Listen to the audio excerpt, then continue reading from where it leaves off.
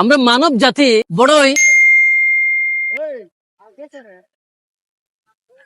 যখনই আমাদের মোবাইলে কোনো নোটিফিকেশন আসে আমরা তৎক্ষণাৎ সকল কাজকর্ম রেখে চেষ্টা করি সেই নোটিফিকেশনটা চেক করতে।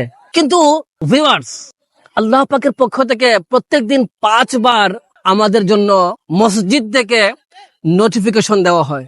সেই নোটিফিকেশনের নাম হলো আজান। আমরা মোবাইলের মধ্যে নোটিফিকেশন আসলে কাজকর্ম বন্ধ রেখে আমরা সেই নোটিফিকেশনের ডাকে সাড়া দিয়ে মোবাইলটা একটু চেক করি।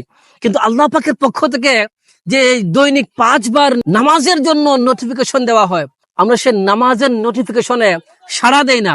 আমরা সেই আজানকে শুনেও না শোনার ভান ধরি। মনে রাখবেন, এই নামাজ হলো এমন একটি ইবাদত যে কাল কিয়ামতের দিন সর্বপ্রথম যে বিষয় নিয়ে প্রশ্ন করা হবে সেটা হলো নামাজ। অথচ আমরা সেই নামাজের নোটিফিকেশন যখন মুয়াজ্জিন সাহেব আমাদেরকে দেন, আমরা তখন সেই নোটিফিকেশনে সাড়া দিই না। আমাদেরকে সাড়া দেওয়া উচিত, নতুবা কাল কিয়ামতের দিন আমরা ভালো করেই বুঝে যাবো যে আমরা কি ভুল করেছি।